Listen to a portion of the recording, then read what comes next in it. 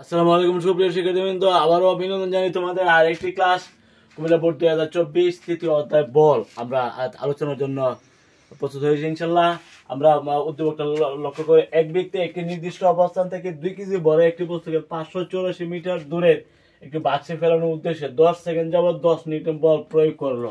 আমি আবার পড়ছি, এক ব্যক্তি একটি নির্দিষ্ট অবস্থান থেকে 2 কেজি বড় বস্তুকে 584 মিটার দূরের একটি বাক্সে ফেলানোর জন্য 10 সেকেন্ড যাবত 10 নিউটন বল প্রয়োগ করলো। আমরা পথের ঘর্ষণ বল হলো 3 নিউটন। বলছে বস্তুর উপর পথের গতি ঘর্ষণ সহগ নির্ণয় করো।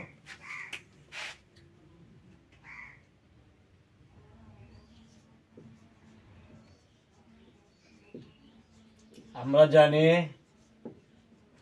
ঘর্ষণ বল F সমান মিউ mg, যেখানে m হইল বস্তুর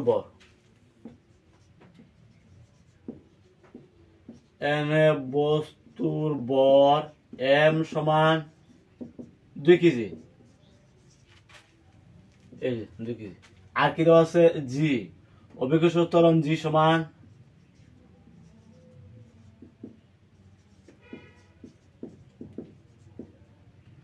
g is equal to 9.8 metre per second square. ঠিক আছে, আর চাইছে পথের গতি ঘর্ষণ সহগ,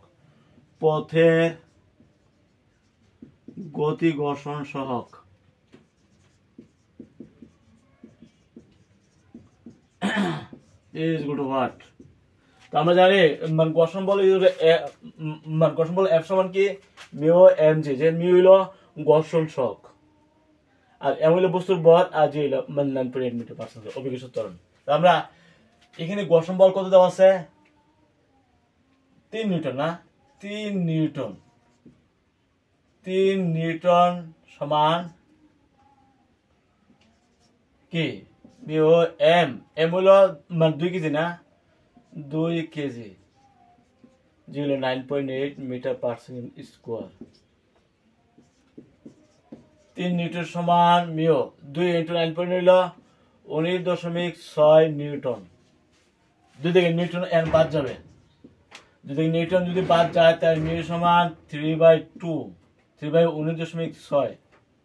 এখানে কোনো এই যে ঘর্ষণ সহগ মিউ, এটা কোনো একক নাই, কারণ দুই দিকে নিউটন তো এখানে বাদ যাবে, কারণ mg তো ওজন মানে নিউটন, আর এই যে বলে নিউটন, 2 নিউটন এখানে বাদ যাওয়ার পরে এই যে গতি ঘর্ষণ সহগের কোনো একক থাকবে না।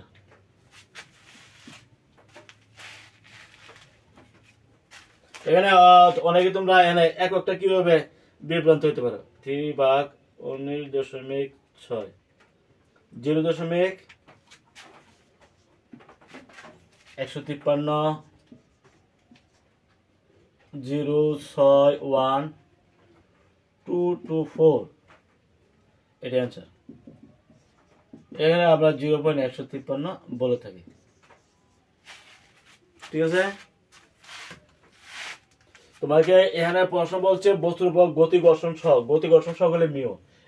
আমরা জানি ঘর্ষণ বল সমান মিউ ঘর্ষণ সহগ ইনটু বল ইনটু ত্বরণ, এটা আমরা জানি মিউ mg। এখানে মানে ঘর্ষণ বল কত আছে 3 নিউটন। এই যে mg এটা কিন্তু আসলে newton, 2 KG 9.8 metre per square, 2 into 9.8 হলো 19.6, বল ইনটু অভিকর্ষ ত্বরণ হলো নিউটন। তো 2 থেকে নিউটন যদি বাদ যায় তাহলে মিউ সমান কত 3/19.6, তার মানে 0.153। এরা কোনো একক নাই, এই যে গতি ঘর্ষণ সহগের কোনো একক নাই, কারণ দুই দিকের বলের যে নিউটন বাদ গেলে এটা কোনো একক থাকবে না। ওকে,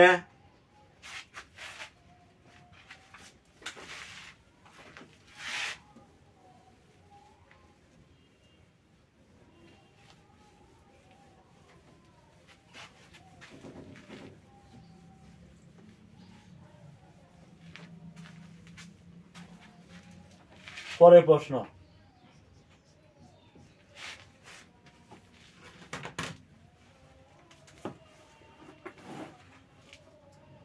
ওই ব্যক্তির উদ্দেশ্য সফল হবে কিনা গাণিতিকভাবে বিশ্লেষণ করে মতামত দাও।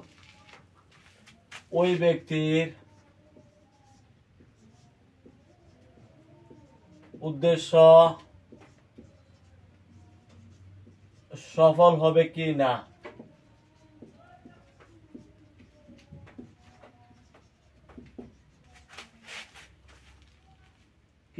গাণিতিকভাবে বিশ্লেষণ করো।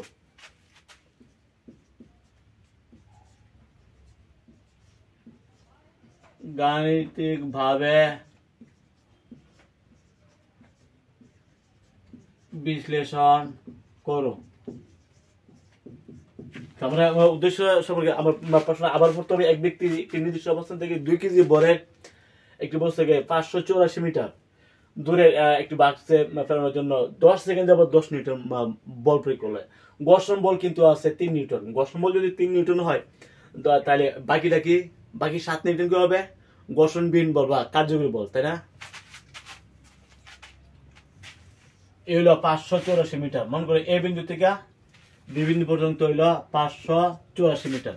এখন এখান থেকে সে 10 নিউটন, এখানে হইলো বাক্সটা আছে না, বাক্স। এই বাক্সের মধ্যে এই 2 কেজি ভরের বস্তুটা ফেরানোর জন্য করলো 10 সেকেন্ড যাবত 10 নিউটন বল প্রয়োগ করলো। সেখানে আমাদের ঘর্ষণ বল 7 নিউটন হবে। ঘর্ষণবিহীন বল বা কার্যকরী বল হবে 7 নিউটন। আর তোমাদের এখানে ঘর্ষণ বল দেওয়া আছে কত? 3 নিউটন না, 3 নিউটন ঘর্ষণ বল আর ঘর্ষণবিহীন বল দুইটা মিলে হলো তোমার এই যে 10 নিউটন বল, তাই না? এই 10 নিউটন বল এটা কিন্তু যেহেতু ঘর্ষণ বল 3 নিউটন, ঘর্ষণবিহীন বল অবশ্যই 7 নিউটন, তাই না? এখানে ঘর্ষণ বল ইজ ইকুয়াল টু 3 নিউটন। আমরা জানি প্রয়োগকৃত বল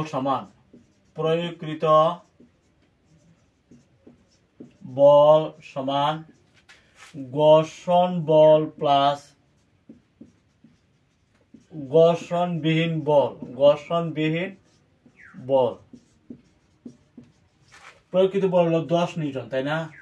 ঘর্ষণ বল হলো 3 নিউটন। তাহলে ঘর্ষণবিহীন বল কত হবে? 7 নিউটন, তাই না? সুতরাং ঘর্ষণবিহীন বল বা কার্যকরী বল 10 মাইনাস 3 নিউটন, তার মানে 7 নিউটন। এই যে 7 নিউটন, ঠিক আছে? আমরা এই বলটাকে দুই ভাগে ভাগ করে নিলাম। ঘর্ষণ বল যেহেতু 3 নিউটন, অবশ্যই ঘর্ষণবিহীন বল 7 নিউটন হবে, তাই না? এটা আমরা আগে লিখছি। এখন এই ঘর্ষণবিহীন বল এই 7 নিউটনের জন্য ত্বরণ কত, আর ঘর্ষণ বল 3 নিউটনের জন্য ত্বরণ কত হবে? যেহেতু এটা লাস্টে গড়ায় এটা লাস্টে গিয়ে থেমে যাবে, বেগ কমতে কমতে এই ত্বরণটা হবে মাইনাসের, তাই না? আর এখানে ঘর্ষণবিহীন বলের জন্য যে ত্বরণটা এটা কিন্তু প্লাসের হবে, বল প্রয়োগ করা হলো, তাই না? এখন ঘর্ষণবিহীন বলের জন্য ত্বরণ এ সমান কি? এফ বাই এম না, এফ বাই এম। এফ হইল 7 নিউটন, এম হইল 2 কেজি, তার মানে 3.5 মিটার পার সেকেন্ড স্কোয়ার ঘর্ষণবিহীন বলের জন্য। আর ঘর্ষণ বলের জন্য ত্বরণ কি হবে?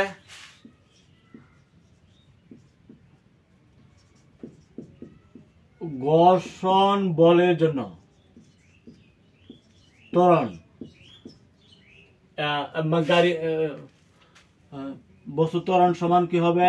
ত্বরণ এ সমান, এটা যদি আমরা ধরি A1, এটা এফ বাই এম।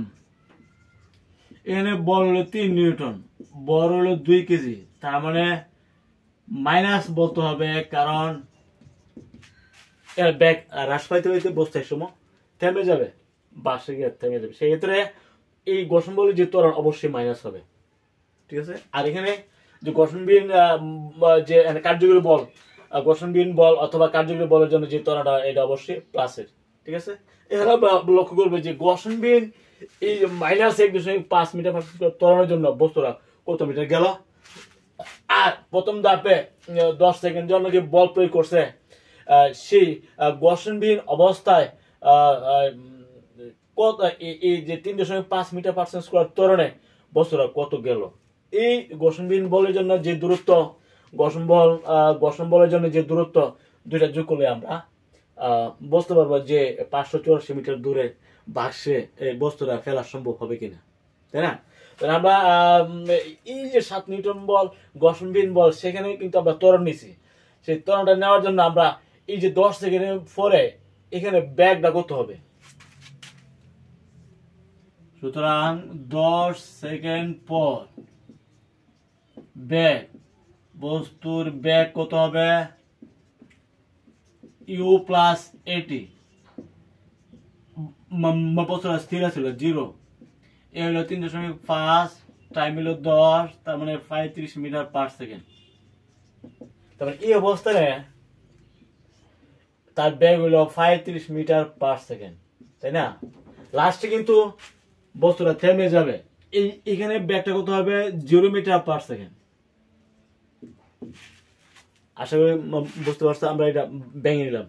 প্রথম ধাপে এই ঘর্ষণবিহীন বল অবস্থা তার 10 সেকেন্ডের সময় তার ব্যাগ হয়েছে 35 মিটার পার সেকেন্ড, ঠিক আছে। লাস্টের জন্য কি বস্তুটা ঘর্ষণ বলের কারণে লাস্টে এটা থেমে যাবে, থামতে গিয়া ব্যাগ হয়ে যাবে, শেষ ব্যাগ হবে 0 মিটার পার সেকেন্ড।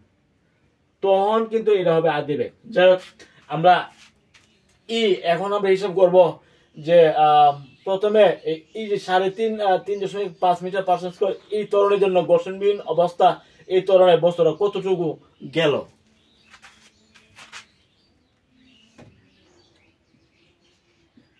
এখন ঘর্ষণবিহীন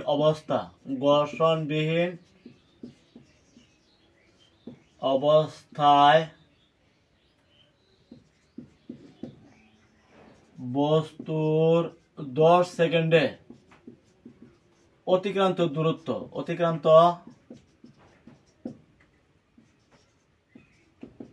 দূরত্ব S1 সমান হাফ এটি স্কয়ার, তাই না।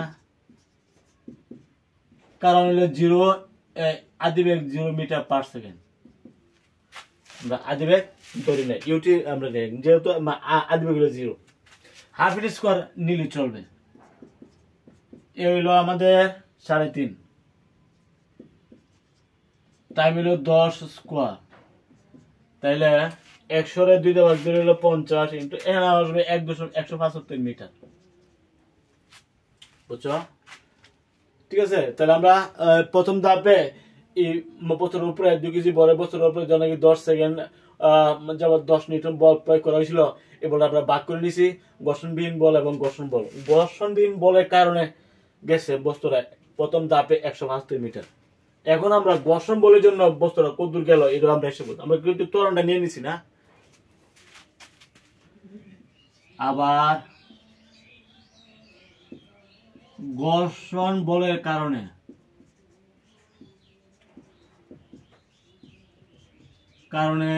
বস্তুর অতিক্রান্ত দূরত্ব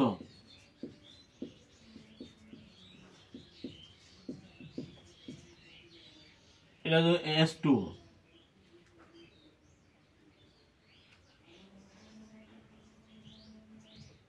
আমরা S2 নিব। তো এখানে আমরা কোন সূত্র নিতে পারি, এই যে যখন কি এখান থেকে বস্তুটা গড়ায় গড়ায় এখানে যাবে, এটা হবে কিন্তু তার আদি বেগ এবং এটা হয়ে যাবে শেষ বেগ, তাই না। এটা আমরা বলতে পারি b স্কয়ার সমান u স্কয়ার প্লাস 2s, শেষ বেগ কিন্তু এখানে 0, এনে বস্তুটা থামবে, শেষ বেগ 0 ধরতে হবে। এটা হবে তার আদি বেগ 35 স্কয়ার ইনটু তার তখন কিন্তু মাইনাসের 1.5 metre per second square into s। আমরা বলতে পারি মাইনাসের 35 স্কয়ার মাইনাসের 3s, তাই না। এখান থেকে s কত পাবো, দূরত্ব কত পাবো, 35 স্কয়ার ভাগ 3, তাই না। 35 স্কয়ার ভাগ 3,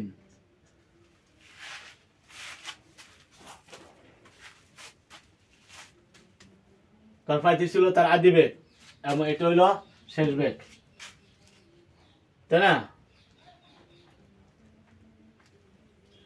আদি বেগ এখানে আদি বেগ হলো এটা হলো ইউ আদি বেগ, আর এটা হলো ভি, ঠিক আছে? আর ত্বরণ এখানে হইলো মাইনাসের 1.5 মিটার পার সেকেন্ড স্কোয়ার ঘর্ষণ বলের কারণে। আর এখানে ত্বরণ কত ছিল? এখানে ত্বরণ ছিল 3.5, ঠিক আছে? আর এখানে তো হলো মাইনাসের 1.5 মিটার পার, এখানে আদি বেগ হলো 0.35 মিটার পার সেকেন্ড, এটা ধরতে হবে শেষ বেগ, থামার কারণে শেষ বেগ 0 মিটার পার সেকেন্ড, ঠিক আছে? আর ত্বরণ তাই এই মানগুলো আমরা এখানে বসাইছি। 35 স্কোয়ার ভাগ 3 408.33 8.33 মিটার। তার ঘর্ষণ বলের কারণে গেল 408.33 মিটার, আর ঘর্ষণবিহীন অবস্থা গেছে কত? 175 মিটার। তাহলে টোটাল 10 নিউটন বলের কারণে 7 নিউটন এবং 10 নিউটন বলের কারণে গেল কত? 7 নিউটন বলের কারণে গেছে ঘর্ষণবিহীন অবস্থা 175 মিটার, এবং ঘর্ষণ বলের কারণে গেছে 408.33। টোটাল যোগ করলে আমরা 10 নিউটন বলের কারণে বস্তুটা গেছে 408.33 এবং 175, ঠিক আছে? সুতরাং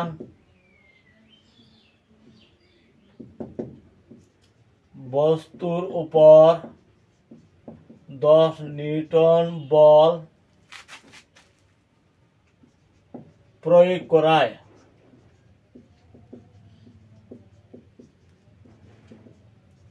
বস্তুর মোট অতিক্রান্ত দূরত্ব, বস্তুর মোট অতিক্রান্ত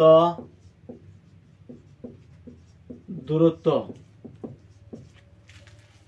S equal to S1 plus S2।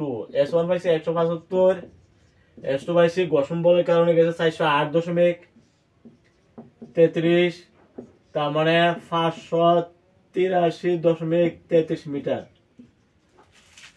ঠিক আছে? 584 মিটার দূর থেকে বস্তুরা 10 নিউটন বল প্রয়োগ করে বাক্সের মধ্যে ফেলার জন্য চেষ্টা করছিল, কিন্তু এখানে আমরা লক্ষ্য করেছি ঘর্ষণ বলের কারণে গেছে 408.33, ঘর্ষণ ছাড়া গেছে কত? 35 মিটার পার সেকেন্ড বেগে, ঘর্ষণ ছাড়া গেছে কত? 175 মিটার, আর ঘর্ষণ বলের কারণে গেছে 408 মিটার।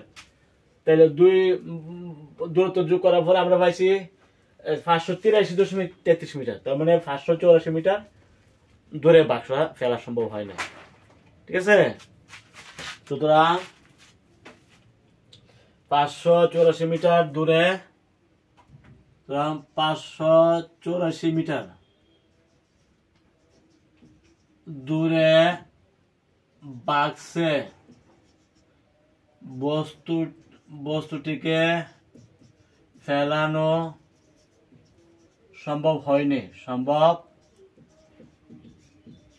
যেহেতু 584 মিটার থেকে এটা কম।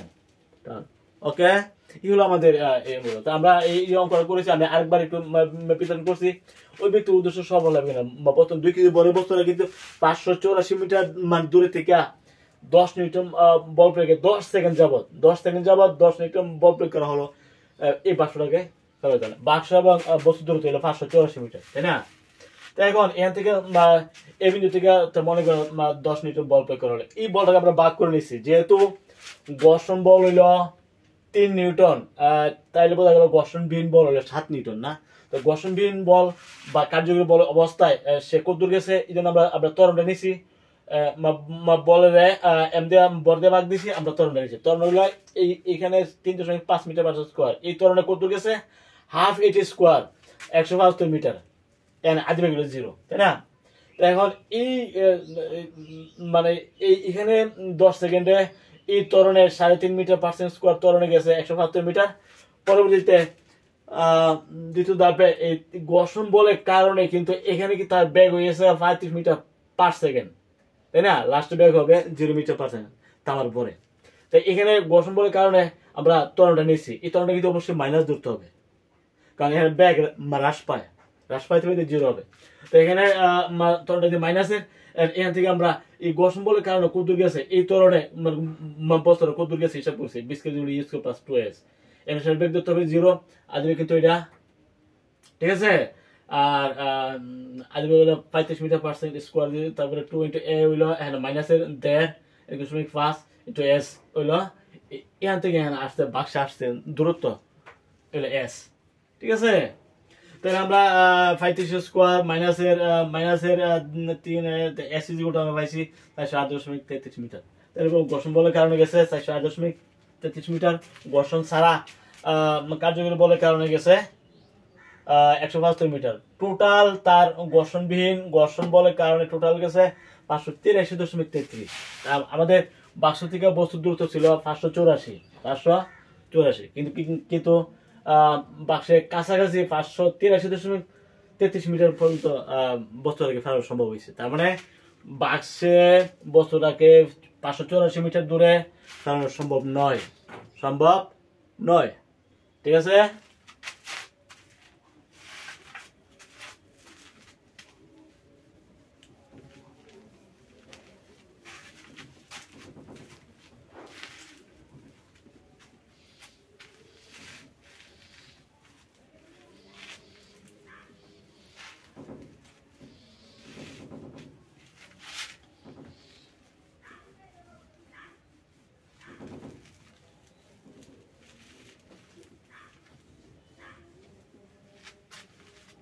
পরের প্রশ্ন ক, বল কাকে বলে? বল কাকে বলে? আমরা জানি বল F সমান কি ma, যদি ত্বরণ না থাকে mg, তাই না? তো বলে কি হলো নিউটন, বলে কি নিউটন। আবার যদি বলি যে বলকে বলে কেজি, ত্বরণে বলে মিটার পার সেকেন্ড স্কয়ার, তাহলে কি হবে KG metre per second square. কিন্তু বলা যাবে, কারণ তো আমরা জানি বলে newton, KG metre per second square বলে কিন্তু ভুল হবে না, কারণ বলকে হলে কেজি আর ত্বরণে বলে মিটার পার সেকেন্ড স্কয়ার, তার মানে KG metre per second square. Okay, সাধারণত আমরা বলে থাকি বলে নিউটন। বল কাকে বলে? বর ইনটু ত্বরণ, বর এবং ত্বরণের মানে গুণফলকে বলা হয় বল। বর এবং ত্বরণের মানে গুণফলকে বল বলা হয়, সাধারণত আমরা জানি। আর যদি ওই বলি যে বল হলো সেই বাহ্যিক কারণ যে কারণে স্থির বস্তু গতিশীল হয়, গতিশীল বস্তু স্থির হয়, তাকে বলা হয় বল। বল বাহ্যিক সেই কারণ যে কারণে স্থির বস্তু গতিশীল হয়, গতিশীল বস্তু স্থির হয়, তাই না? বল গাণিতিক ভাবে উল্টে এম এ বল ইনটু ত্বরণ হইল বল, ঠিক আছে। তারপর হলো পরের প্রশ্ন, দুর্বল নিউক্লিয় বল অপেক্ষা তড়িৎ চুম্বকীয় বল অধিক শক্তিশালী কেন? দুর্বল নিউক্লিয় বল অপেক্ষা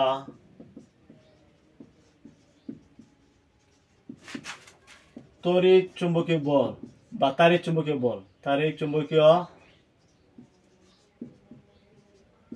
বল অধিক শক্তিশালী কেন?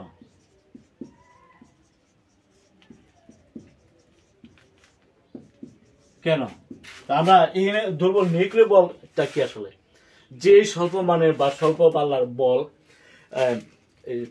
মৌলপ্রমাণের নিউক্লিয়াসের মৌলিক কণাগুলোর মধ্যে ক্রিয়া করে, এটাকে বলা হয় দুর্বল নিউক্লিয় বল। যে স্বল্প মানের বা স্বল্প পাল্লার বল মৌলপ্রমাণুর নিউক্লিয়াসের মৌলিক কণাগুলোর মধ্যে ক্রিয়া করে, ঠিক আছে, এবং নিউক্লিয়াসকে অস্থিতিশীল করে তোলে, এটাকে বলা হয় দুর্বল নিউক্লিয় বল। এটা মহাকর্ষ বল অপেক্ষা, মহাকর্ষ বলের তুলনায় 10⁻30 গুণ শক্তিশালী এই দুর্বল নিউক্লিয় বল।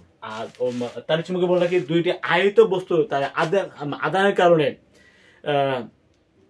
একে অপরের উপর যে আকর্ষণ বা বিকর্ষণ বল প্রয়োগ করে, তাকে বলা হয় তাড়িৎ চুম্বকীয় বল। তাড়িৎ চুম্বকীয় বল মহাকর্ষ বলের তুলনায় 10⁻36 গুণ শক্তিশালী, ঠিক আছে। তাড়িৎ চুম্বকীয় বলটাকে দুটি আয়িত বস্তুকণার তাদের আদানের জন্য, কিসের জন্য? তাদের আদানের জন্য, হ্যাঁ,